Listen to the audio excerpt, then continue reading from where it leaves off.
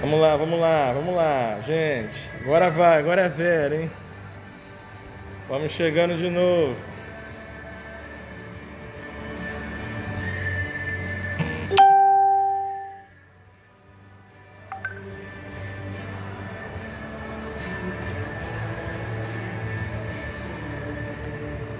Vamos lá, gente. Vamos chegando. Cadê o pessoal? Cadê? Agora acho que vai, hein?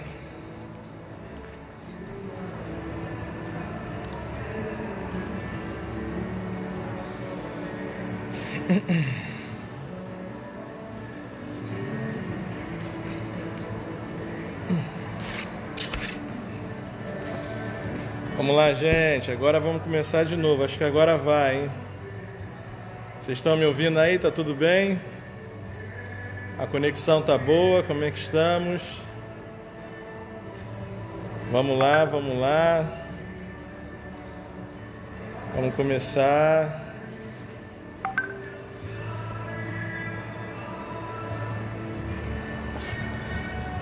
Vamos chegando, vamos chegando. Vocês estão ouvindo, gente? Faz um sinal aí que tá tudo certo. Estão ouvindo? A conexão tá boa?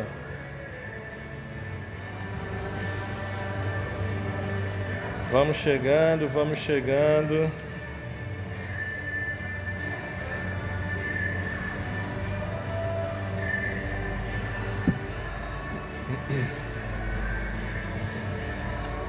Vamos chegando. Cadê o pessoal que estava aí? Fala, Ana. Fala, Betinha. Tá tudo ouvindo aí? Vocês estão ouvindo, gente? Isso. Clelma, temos uma visitante aí, a Clelma. Tô brincando, Clelma. Gente, Deus abençoe vocês, viu? Como é que foi o dia aí? Vocês reuniram a família? Pessoal cantor? Como é que foi aí o dia? Espero que tenha sido bom. O meu dia aqui foi muito bom também, graças a Deus. Foi um dia muito bom aqui, orando por vocês, orando pelo Brasil. Tivemos alguns irmãos aqui ao longo do dia, em que nós estivemos orando. E eu espero que dê tudo certo, né? Com essa live aí, eu não sou muito adepto dessas modernidades todas, mas a gente se adapta, não é verdade?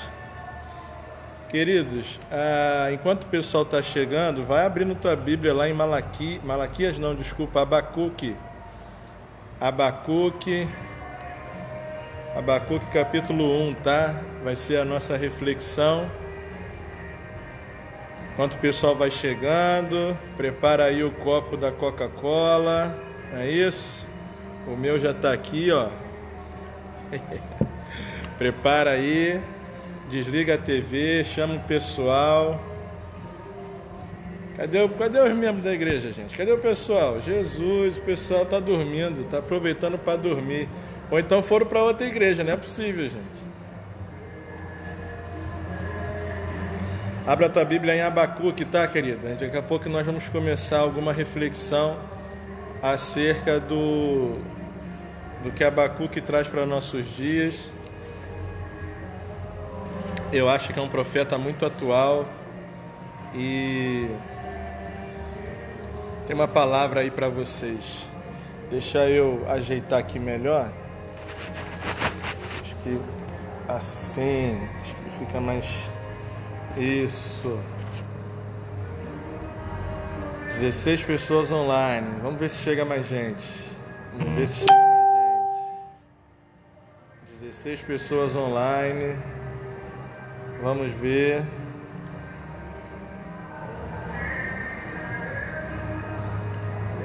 Abacuque capítulo 1, tá, pessoal? Que a gente vai falar daqui a pouco. Boa, Fabiana. Tudo bem, minha irmã? Deus te abençoe, querida. Manda um abraço, pastor Rogério, para mim.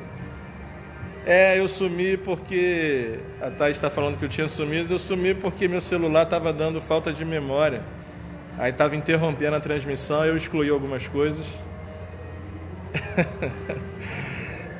Foi por isso. Mas Luciene, vamos chegando, pessoal, vamos chegando. Abacuque, capítulo 1, nós vamos ler esse texto já. Vão chegando, 20 pessoas online. Fala aí, Rivaldo, meu querido, Deus te abençoe. Forte abraço para vocês aí da segunda igreja. Deus abençoe vocês. Tá caindo, Fabiano? Eu acho que deve ser a sua internet, né? Tenta conectar aí, gente. Amém, Rivaldo. Deus te abençoe também, querido. Obrigado aí pela participação. Já a gente começa aí, mas vai abrindo a tua Bíblia aí em Abacuque, capítulo 1. Nós vamos ler até o versículo 11 já. Fala, Dene, tudo bem, minha irmã? Deus te abençoe. Fica conectada aí. Deixa cair não. Ih, caiu para 15.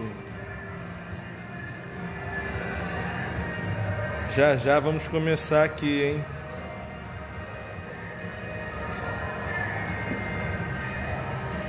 Paz do Senhor a todos os irmãos aí que estão chegando.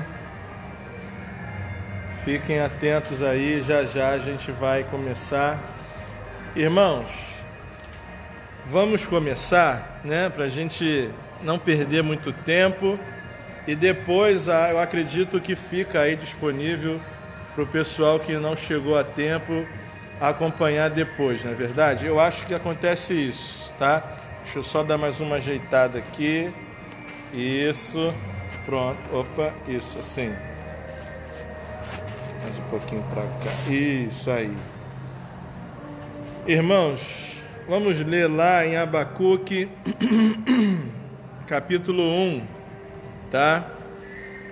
A intenção é nós refletirmos sobre os dias de Abacuque, alguma coisa, não tudo, e a gente pensar acerca aí do que esse profeta ensina para nós, tá bom?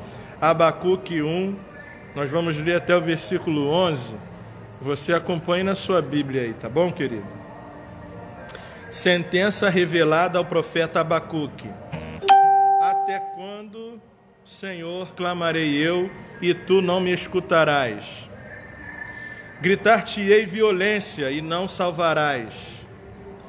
Porque me mostras a iniquidade e me fazes ver a opressão? Pois a destruição e a violência estão diante de mim, há contendas e o litígio se suscita. Por esta causa a lei se afrouxa e a justiça nunca se manifesta, porque o perverso cerca o justo e a justiça é torcida. Tudo bem, Nilma? Abra aí, Abacuque 1, vamos para o versículo 5 agora. Vede entre as nações, olhai, maravilhai-vos e desvanecei-vos, porque realizo em vossos dias obra tal, que vós não crereis quando vos for contada. Pois eis que suscito os caldeus, nação amarga e impetuosa, que marcham pela largura da terra, para apoderar-se de moradas que não são suas. Eles são pavorosos e terríveis, e criam eles mesmos o seu direito e a sua dignidade. Os seus cavalos são mais ligeiros do que os leopardos, mais ferozes do que os lobos ao anoitecer, são os seus cavaleiros que espalham por toda parte. Sim, os seus cavaleiros os seus cavaleiros chegam de longe, voam como águia que se precipita a devorar. Eles todos vêm para fazer violência. O seu rosto suspira por seguir avante. Eles reúnem os cativos como areia, Eles escarnecem dos reis, os príncipes são objetos do seu riso, riem-se de todas as fortalezas, porque amontoando terra as tomam.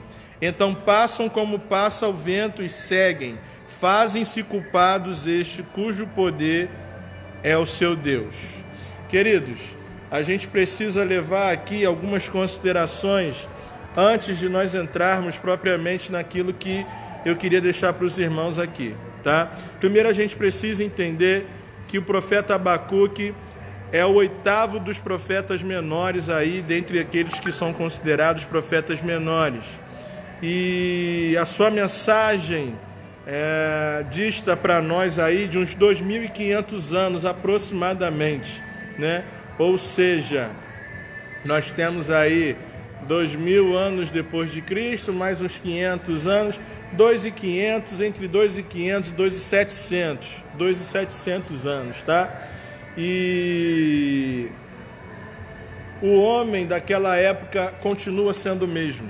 O impressionante é que a descrição do homem da época de Abacuque, que você vai ver essa descrição dos versículos 1 ao 4, o profeta Abacuque se levanta para pedir a Deus para que haja diante de um povo, olha aí, no versículo 3, me mostras a iniquidade e me fazes ver a opressão, e a destruição e a violência estão diante de mim. Há contendas e o litígio se suscita. Por esta causa a lei se afrouxa e a justiça nunca se manifesta. Então os dias do profeta Abacuque são dias muito difíceis, são dias de corrupção. O profeta Abacuque, ele diz aqui que naquela época a violência era muito forte, e ele pergunta para Deus até quando Deus vai ficar em silêncio, até quando Deus vai permitir que ele, enquanto servo de Deus, sofra com isso, né? E a verdade é que o reino de Judá, da onde a nação de Abacuque provinha, era uma nação que Deus já tinha pregado arrependimento, e esse povo não quis se arrepender. Esse povo permaneceu impenitente nos seus pecados, não se arrependeu, e Deus vai responder a Abacuque.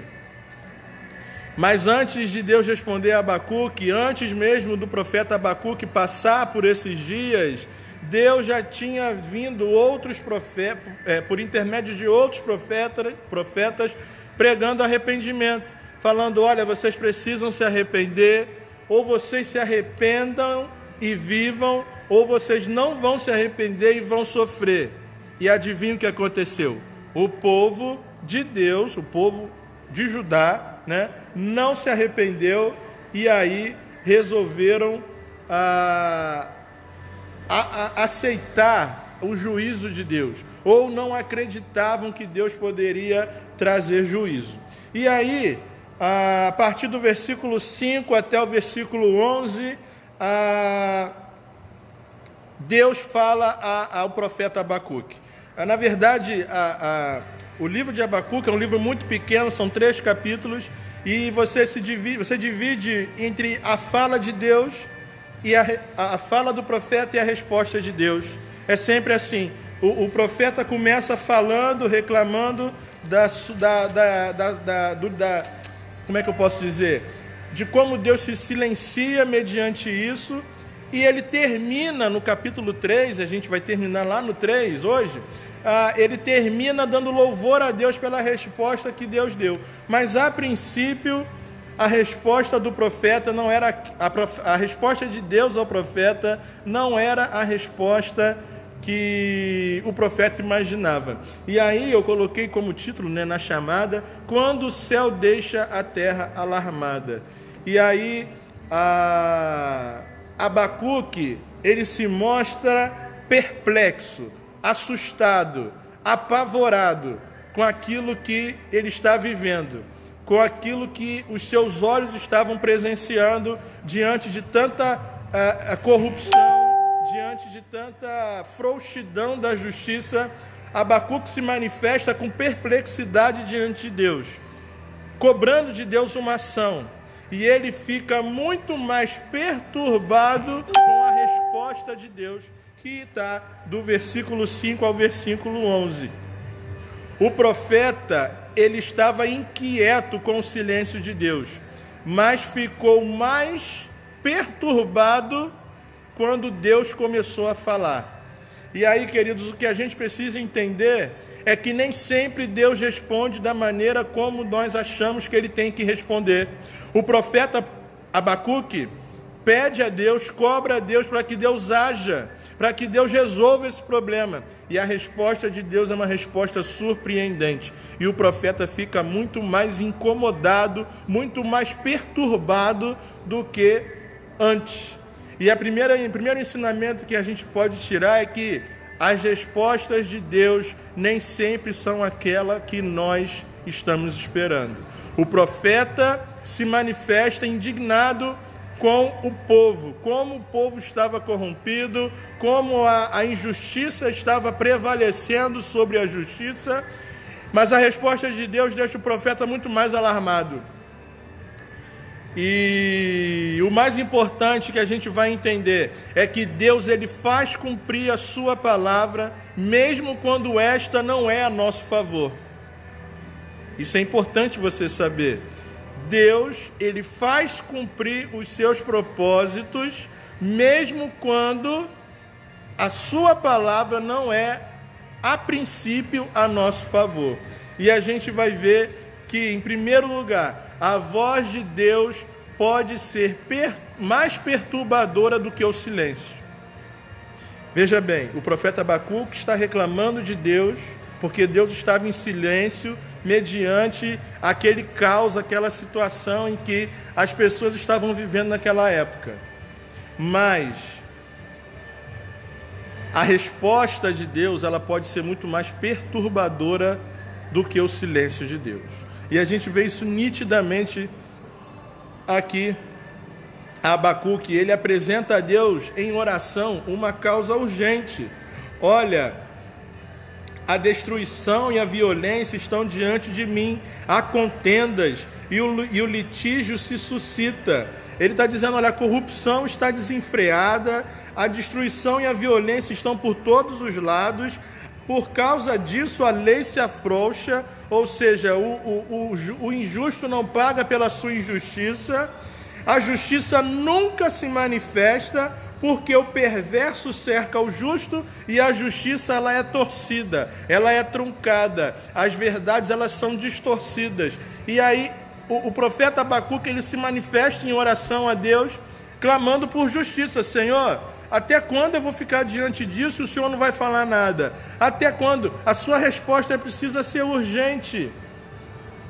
Só que quando Deus respondeu a oração de Abacuque, a gente entende que nesses versículos 2 a 4, o profeta Abacuque faz uma oração, ele faz um clamor, ele coloca, intercede pelo povo, mas a resposta veio de uma maneira que o profeta jamais imaginava. E a gente precisa entender que Deus não está sujeito ao nosso programa, Ele não obedece às nossas agendas, Ele não está preocupado com os nossos interesses. Os seus caminhos são mais elevados que os nossos. É isso que a gente precisa entender. Muitas vezes a resposta de Deus é contrária àquilo que a gente imagina, mas Deus, Ele não está sujeito aos nossos programas, aquilo que a gente programou, aquilo que a gente planejou, aquilo que a gente imagina ser o certo. Na verdade, o profeta Abacuque, ele entende que o que Deus fala para ele não é uma explicação, mas sim uma revelação. E a gente precisa, às vezes, querido, detectar quando Deus está respondendo, explicando, ou quando Deus está revelando. No caso de Abacuque, Deus responde ao profeta através de uma revelação. Deus não está pedindo permissão, Deus não está dizendo, eu acho que eu vou fazer o que você pensa, Abacuque. Deus está dizendo, olha, Abacuque, ao seu clamor, à sua oração, eu tenho a seguinte resposta. E Deus dá uma revelação do que Ele tem para fazer.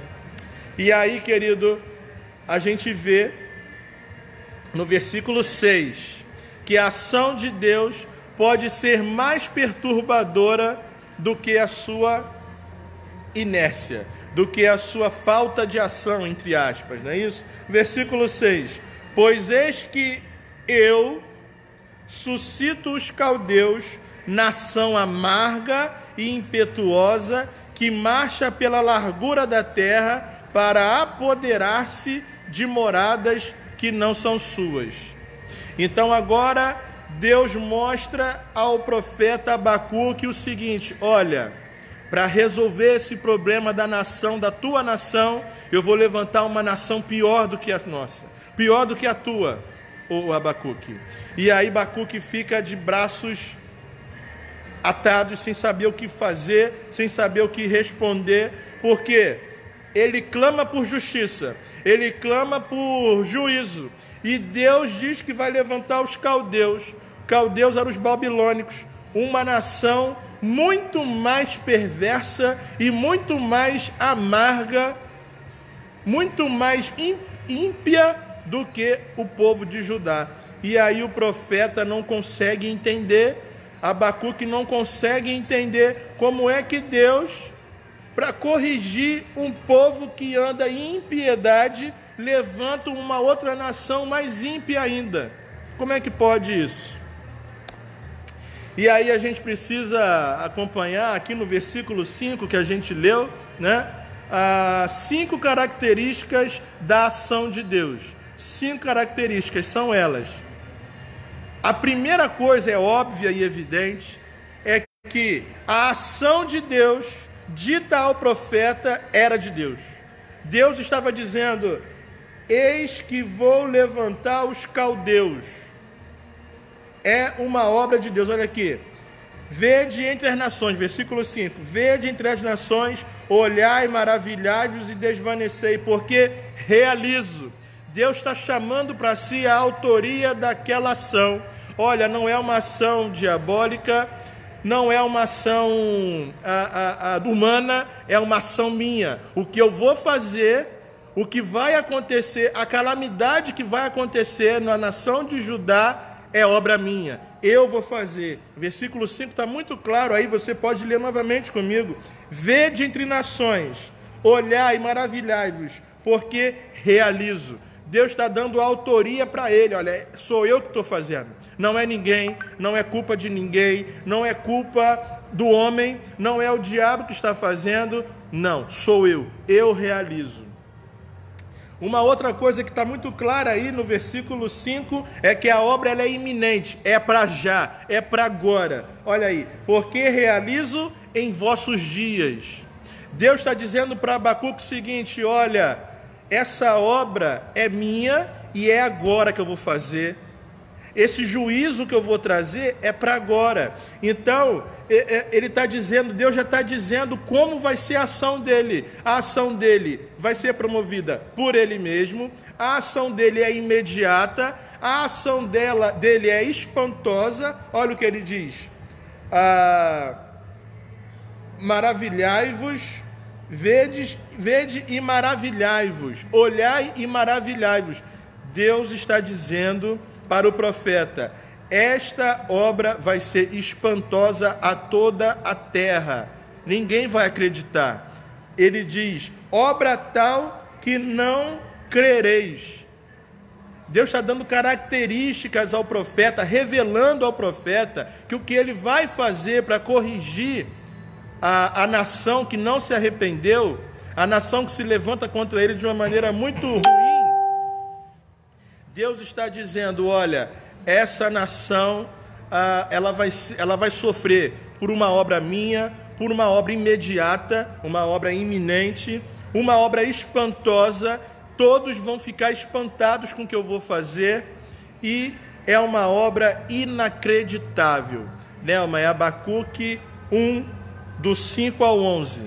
Nós estamos vendo que Abacuque estava vivendo dias muito difíceis, dias em que a violência imperava, dias em que a injustiça estava prevalecendo sobre a justiça, e Deus está dizendo, respondendo ao profeta, olha, o que eu vou fazer vai ser algo que ninguém vai acreditar. E o profeta não imagina mesmo que Deus ia fazer isso, porque para corrigir o erro do seu povo, do povo da nação de Judá, Deus levanta uma nação pior, uma nação mais ímpia, uma nação que não merecia arrependimento, que não queria se arrepender. Era uma nação que a gente vai ver mais para frente as características da nação lá babilônica, e o profeta fica espantado, como é que o Senhor, sendo santo, sendo justo, levanta uma nação para corrigir a nossa, pior do que a nossa.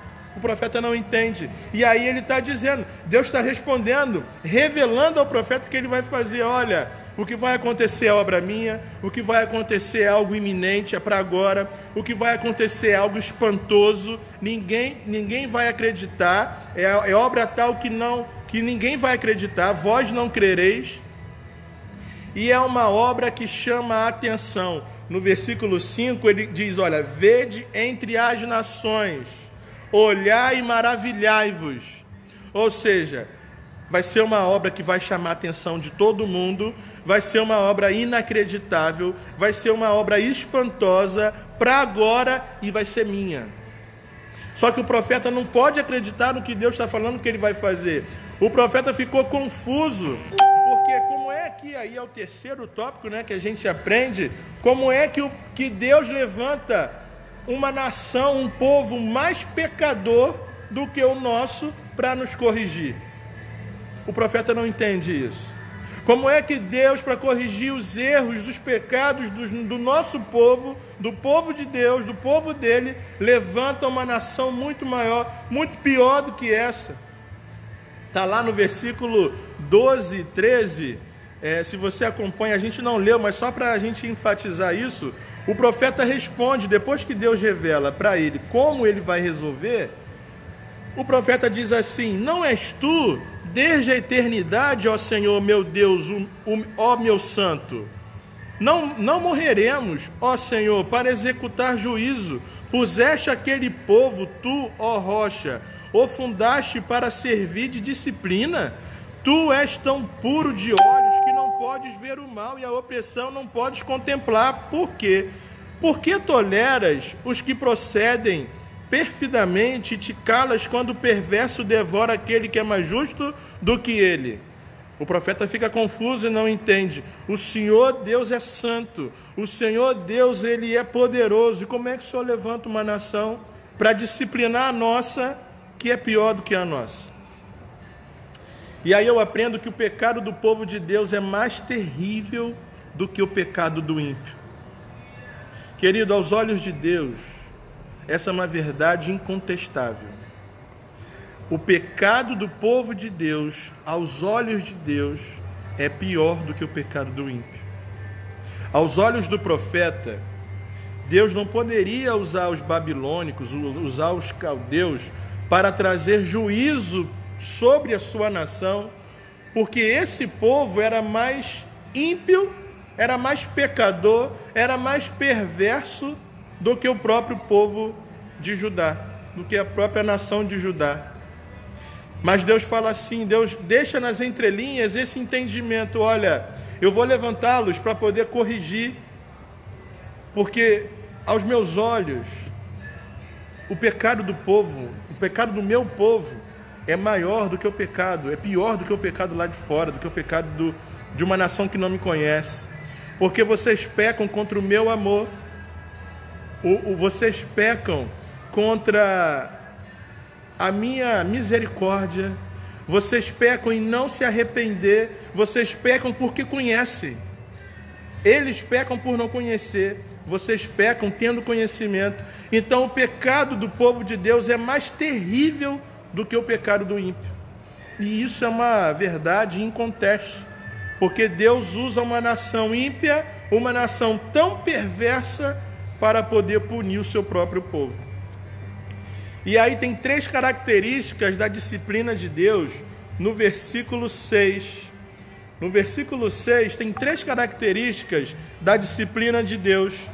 A primeira característica é que o Deus que disciplina o seu povo é o soberano Senhor da história.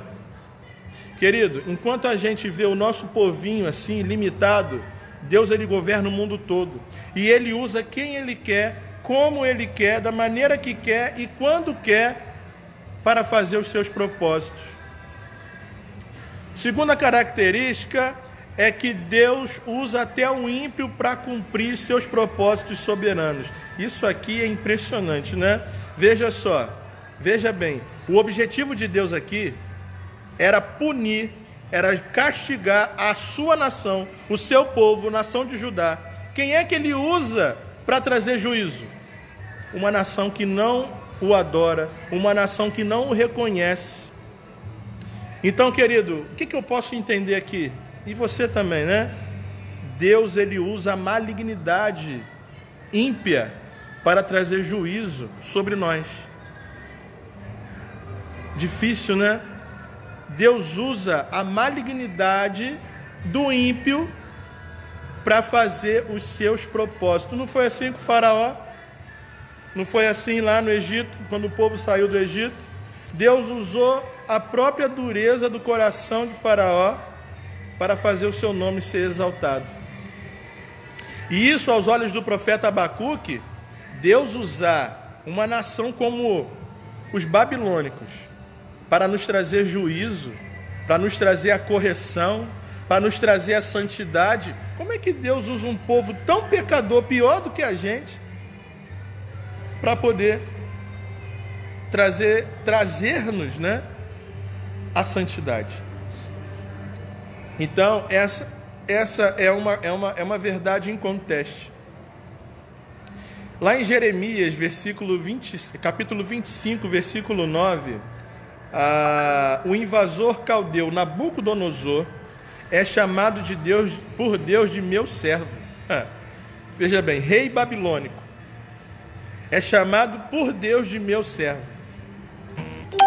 Porque naquele momento, Nabucodonosor, com a sua malignidade, com a sua dureza de coração, ele estava fazendo exatamente aquilo que Deus queria que ele fizesse contra o seu próprio povo, trazendo juízo, trazendo castigo. Tem outro dado também, em Isaías 10, versículo 5, o profeta diz que Deus vai usar a Assíria como vara de sua ira. Veja que ao longo da história, Deus usa a corrupção humana para punir o seu povo quando o povo de Deus está errado, quando o povo de Deus está fazendo coisa errada, quando o povo de Deus não se volta para Ele. Deus usa eles, que são ímpios, para nos punir. E em terceiro lugar, que a gente pode entender também dentro dessas características da disciplina de Deus, é que a disciplina de Deus no seu povo causa espanto até aos mais piedosos. Veja Abacuque, ele fica alarmado diante da resposta de Deus. Versículos 12 e 13 que a gente leu, vai nos mostrar como Abacuque fica alarmado. Depois, com calma, eu te recomendo você ler esse mesmo texto na versão NVT, Nova Versão Transformadora. Ela é uma versão que traz palavras mais dos nossos dias, do nosso dia a dia, do nosso cotidiano. Você vai ver que é o mesmo sentido, né? Só que com outras palavras, e você vai ter um entendimento muito melhor, tá? NVT. Te recomendo você ler depois que a gente acabar aqui, esse mesmo texto na versão NVT. E você vai ver nitidamente a troca de diálogo entre Abacuque e Deus. E aqui a gente vê nos versículos 12 e 13 que o profeta Abacuque ele fica espantado com o que Deus revela para ele em resposta à sua oração. O profeta talvez esperasse uma outra coisa. Nunca que Deus fosse levantar uma nação mais ímpia do que o seu próprio povo para poder corrigir o seu povo, né? Agora, vamos aprofundar mais isso? Vamos ver as qualidades do instrumento usado por Deus. Querido, é um negócio estarrecedor. É um negócio que se não tivesse na Bíblia, talvez nem eu acreditasse. Olha aqui. Versículos 6, 7, 9 e 10 vão dar para a gente 7 qualidades do instrumento que Deus usou para corrigir o povo. A nação era amarga e impetuosa, no versículo 6 diz lá, né? Olha aqui, versículo 6. Pois eis que suscito os caldeus, nação amarga e impetuosa. São duas características já, né? Pavorosa e terrível, versículo 7. Eles são pavorosos e terríveis. Olha o testemunho de Deus acerca do instrumento que ele ia usar para poder trazer juízo à nação de Judá. Deus ia usar um instrumento amargo e impetuoso, um instrumento pavoroso e terrível, um instrumento violento e opressor. Versículo 9, olha aqui. Eles todos vêm para fazer violência. O seu rosto suspira por seguir avante. Eles reúnem os cativos como areia. É um povo violento e opressor que vai passar por cima da nação de Judá. Nação zombadora e debochada, versículo 10. Eles escarnecem dos reis, os príncipes são objetos do seu riso, eles riem de todas as fortalezas, não tem quem possa deter. E quais são as qualidades aqui que a gente pode elencar? Pelo menos sete qualidades. A primeira, são cruéis. Deus está usando uma nação tremendamente cruel para corrigir o seu povo. A gente vê isso no versículo 6 que a gente leu. Eles são expansionistas. Aonde eles passam, eles são... Já viu aquela pessoa que vai na tua casa e fala assim, essa pessoa é espaçosa, né? A pessoa pega a água na geladeira, troca o canal da televisão, pega o controle da televisão para mudar o canal. Pessoa espaçosa. Deus está dizendo que essa nação que vai trazer juízo sobre o seu povo é uma nação expansionista. Versículo 6, parte B. Que marcham pela largura da terra para apoderar-se de moradas que não são suas. Ou seja, é uma nação tremendamente expansionista. Onde ela chega, ela toma posse daquilo que ela está invadindo. Terceira qualidade dessa nação é que é uma nação implacável. Queridos, eu vou mostrar para vocês aqui. Agora, eu queria convidar você a abrir tua Bíblia em Lamentações. Lamentações 2, 21. Vamos lá rapidinho. Se você tiver com a tua Bíblia aí, Lamentações de Jeremias, capítulo 2, versículo 21. Olha como Deus... Olha qual é a descrição dessa nação. Aqui o povo está cativo. Tá? Lamentações de Jeremias, estou contextualizando. O povo está cativo. E aí Jeremias ele relata o que está acontecendo com o povo dele.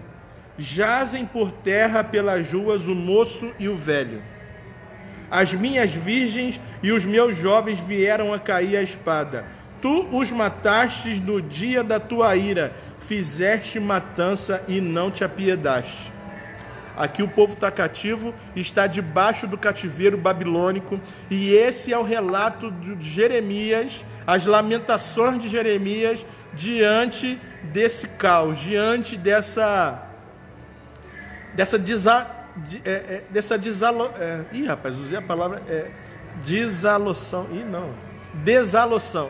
Esquece, gente. Esquece. O povo está desolado. Desolação. Pronto, achei a palavra. Desolação. O profeta Jeremias aqui agora, eu estou abrindo um parênteses para vocês entenderem como era essa nação. Era uma nação que causava desolação terrível. E olha, no mesmo livro de Lamentações, capítulo 5, do 11 ao 18, olha só o que o povo caldeu, babilônico, fazia com o povo judeu, o povo de Judá, quando estava cativo lá. Olha aqui. Forçaram as mulheres em Sião. Eles estupravam as mulheres judaicas. Eles estupravam as mulheres do povo de Judá. Forçaram as mulheres em Sião, as virgens nas cidades de Judá. E isso era uma desonra terrível naquela época. Os príncipes foram por eles enforcados. As faces dos velhos não foram reverenciadas. Os jovens levaram a mó, os meninos tropeçaram debaixo das cargas de lenha, trabalho escravo. Os anciãos já não se assentam na porta, os jovens já não cantam, cessou o júbilo de nosso coração, converteu-se em lamentações a nossa dança. O povo perdeu a alegria, o povo perdeu aquela alegria de festejar, de cultuar a Deus, porque eles estavam cativos, eles estavam presos, eles estavam confinados debaixo de uma nação opressora e que violentava as suas mulheres, castigavam os seus jovens com trabalho escravo. E aqui ele diz, olha, cessou o nosso júbilo se converteu em lamentações, converteu-se em choro a nossa dança.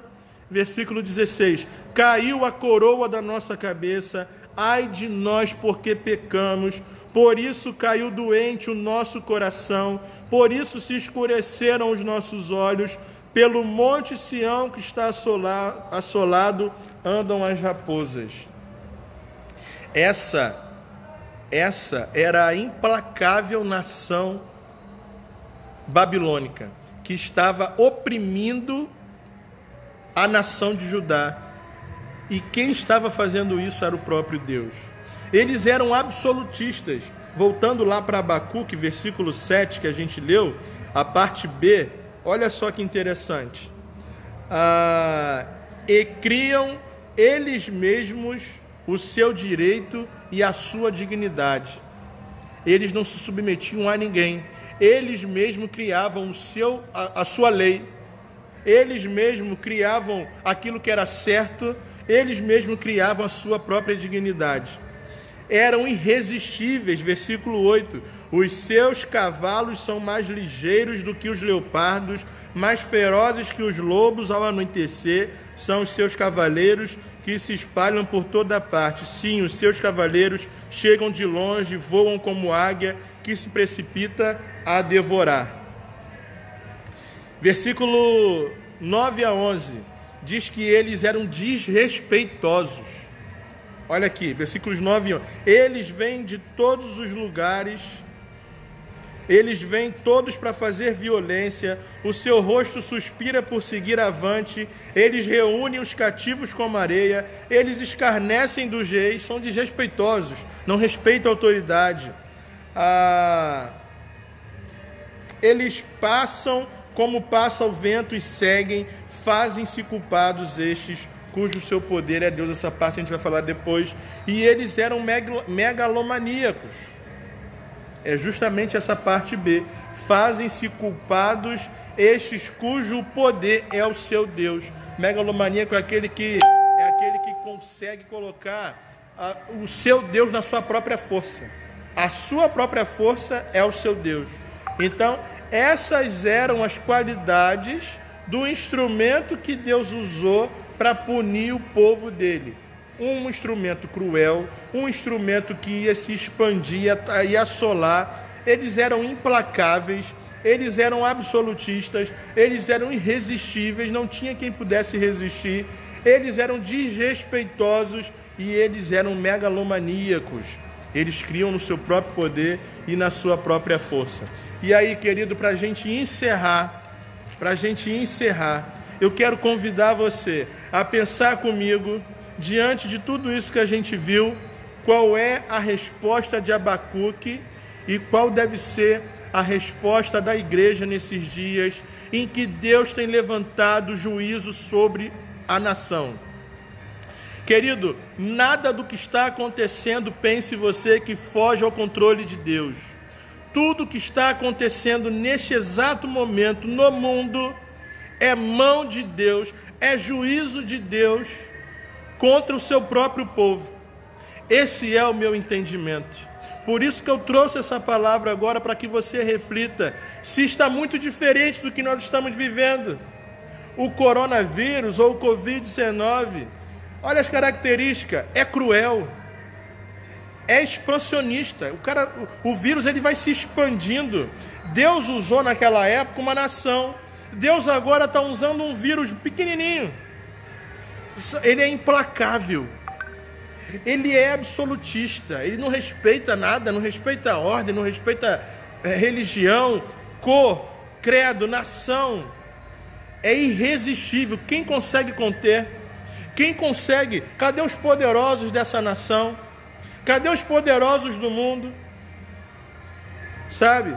E aí, o capítulo 3 de Abacuque é fantástico. E eu queria ler com você. Abacuque, capítulo 3. A oração de Abacuque deve nos nortear nesses dias. Depois que a gente entende que Deus não nos responde da mesma maneira como nós imaginamos, depois que a gente aprende que Deus ele governa e faz como Ele quer, da maneira que quer, depois que a gente aprende que Deus usa o pior juízo que poderia acontecer sobre nós mesmos, a gente só tende a fazer essa oração de Abacuque aqui. É uma oração que glorifica a Deus por sua pessoa, é uma oração que glorifica a Deus pelos seus atos na criação e, principalmente, é uma oração que glorifica a Deus por sua sustentação na adversidade. Vamos ler comigo? Abre aí tua Bíblia, a oração de Abacuque no capítulo 3, e logo após a gente vai encerrar essa live aqui. Oração do profeta Abacuque sob a forma de canto. Veja que ele começa reclamando, ele começa indignado, ele começa questionando e ele termina glorificando e cantando. Tenho ouvido, ó Senhor, as tuas declarações e me sinto alarmado. Aviva a tua obra, ó Senhor, no decorrer dos anos, e no decurso dos anos, faze-a conhecida na tua ira, lembra-te da tua misericórdia. Deus, vem de Temã, e do monte Parã vem o santo, a sua glória cobre os céus, e a terra se enche do seu louvor. O seu resplendor é como a luz, raios brilham da sua mão, ali está velado o seu poder. Adiante dele vai a peste, e a pestilência segue os seus passos. Adiante de quem vai a peste? Adiante de quem vem as calamidades? Adiante dele vai a peste, e a pestilência segue os seus passos. Ele para e faz tremer a terra. Olha e sacode as nações. Deus está sacudindo as nações nessa hora, querido. Deus está parando as nações. Esmigalham-se os montes primitivos e os outeiros eternos se abatem. Os caminhos de Deus são eternos. Vejo as tendas de Cusã em aflição. Os acampamentos da terra de Midian tremem. Acaso é contra os rios, Senhor, que estás irado? É contra os ribeiros a tua ira, ou contra o mar o teu furor? Já que andas montado nos cavalos, nos teus carros de vitória, tiras a descoberto o teu arco, e farta está a tua aljava de flechas. Tu fendes a terra com rios, os montes te veem, se contorcem, passam torrentes de água, as profundezas do mar fazem ouvir a sua voz e levantam bem alto as suas mãos. O sol e a lua param nas suas moradas ao resplandecer a luz das tuas flechas sibilantes, ao fulgor do relâmpago da tua lança. Na tua indignação marchas pela terra. Veja o que o profeta diz. Na tua indignação marchas pela terra, na tua ira calcas aos pés as nações. Tu sais para salvamento do teu povo, Deus sai para salvar o teu povo, querido. Saiba que Deus está protegendo o teu povo. Saiba que Deus vai trazer juízo. Deus vai assolar nas nações. Deus vai nos fazer sofrer, mas Ele também vai cuidar de nós.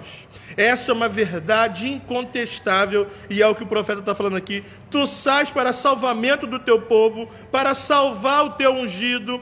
Feres o telhado da casa do perverso e lhe descobre de todo o fundamento. Transpassas a cabeça dos guerreiros, do inimigo com as suas próprias lanças, os quais, como tempestade, avançam para destruir, regozijam-se como se estivessem para devorar as pobres ocultas. Marchas com os teus cavalos pelo mar, pela massa de grandes águas. Ouve-o e o meu íntimo se comoveu, a sua voz tremeram os meus lábios, entrou a podridão nos meus ossos e os joelhos me vacilaram, pois em silêncio devo esperar o dia da angústia. Em silêncio devo esperar o dia da angústia que virá contra o povo que nos acomete. Ainda que a figueira não floresça, nem haja fruto na vide, o produto da oliveira minta, e os campos não produzam mantimento, as ovelhas sejam arrebatadas do aprisco, e nos currais não haja gado. Todavia eu me alegrarei no Senhor, exulto no Deus da minha salvação. O Senhor Deus é minha fortaleza e faz os meus pés como os da corça. Aí me faz andar altaneiramente. Querido, deixa eu te falar uma coisa aqui para concluir essa palavra. Deixa eu te falar uma coisa. Deus, Ele vai assolar o povo dele, sim. Deus vai trazer juízo, peste sobre o seu povo, sim. Mas Deus vai trazer livramento, Deus vai trazer proteção, ainda que o fruto da figueira não floresça, ainda que não haja fruto na vide, ainda que o gado, ainda que não haja sustento. Em resumo, é isso que o profeta está falando, ainda que falte mantimento, ainda que falte sustento, eu me alegrarei no Deus da minha salvação.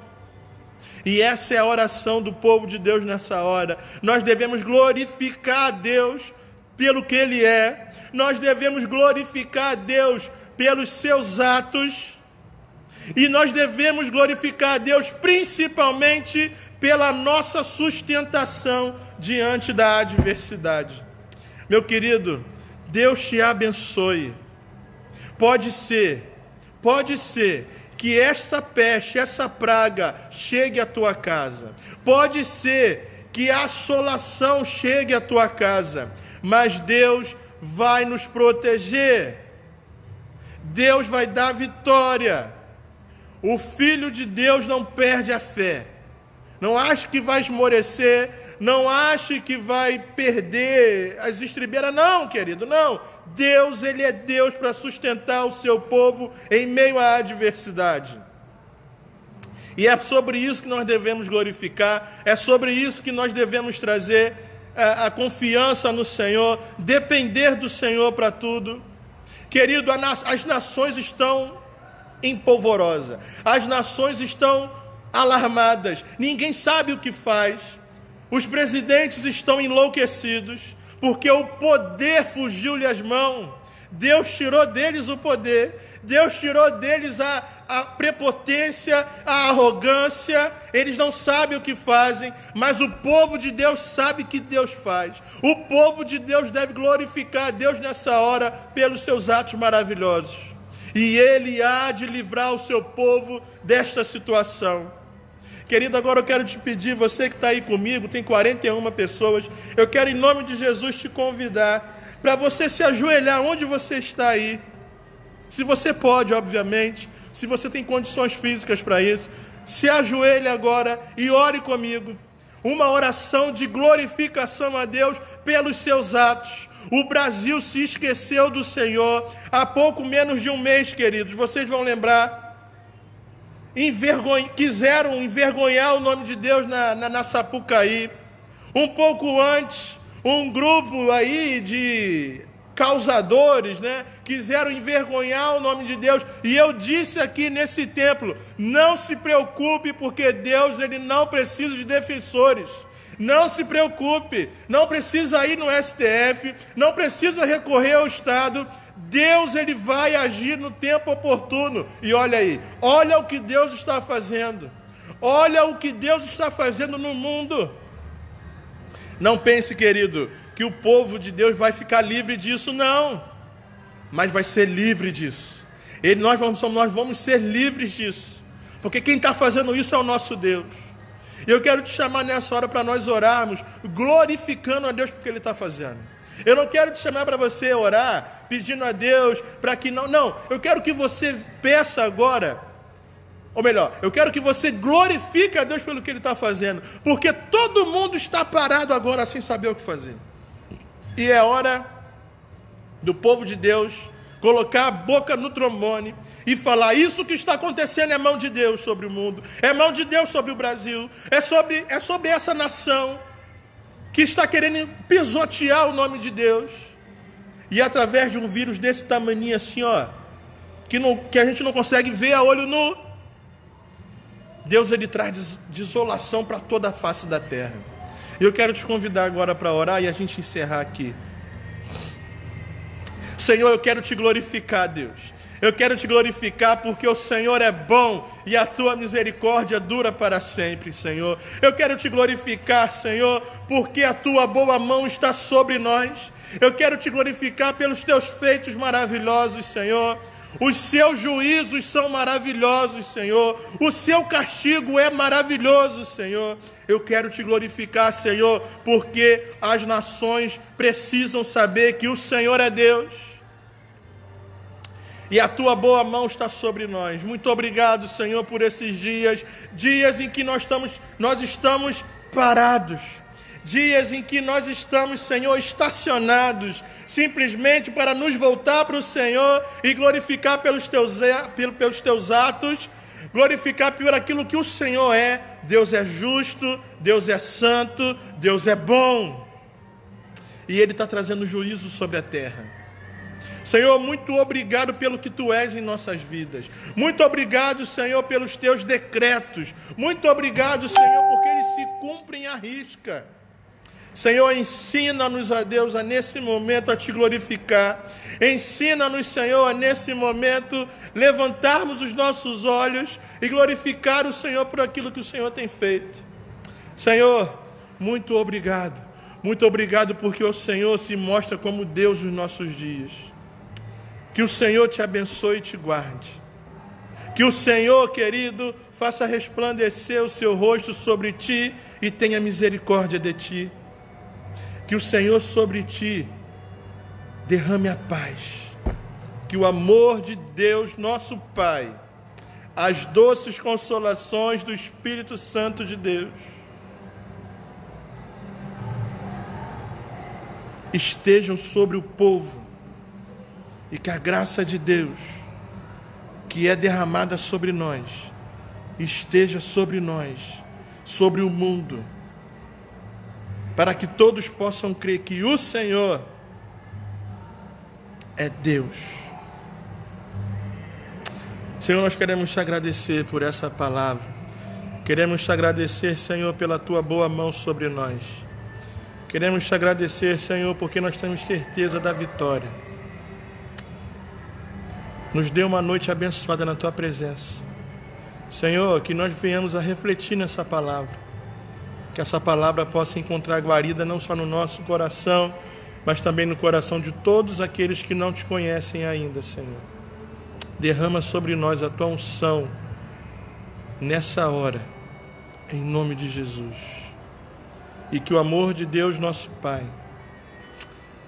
as doces consolações do Espírito Santo e a graça eterna e imortal do Senhor Jesus estejam sobre nós, sobre o povo de Deus espalhado pela face da terra, não somente hoje, mas para todos sempre. Amém. Amém. Querido Deus te abençoe. Tenha um final de domingo abençoado na presença de Deus. Compartilhe essa palavra e que o Senhor abençoe a tua casa, abençoe a tua vida, abençoe a tua família. E que domingo que vem, eu creio que nós podemos novamente estarmos juntos, presencialmente ou não, mas o povo de Deus é um povo que ninguém consegue parar. É um povo que ninguém consegue recrutar em casa. Não tem jeito, a gente vai dar o nosso jeito. Deus te abençoe, querido. Fique na paz.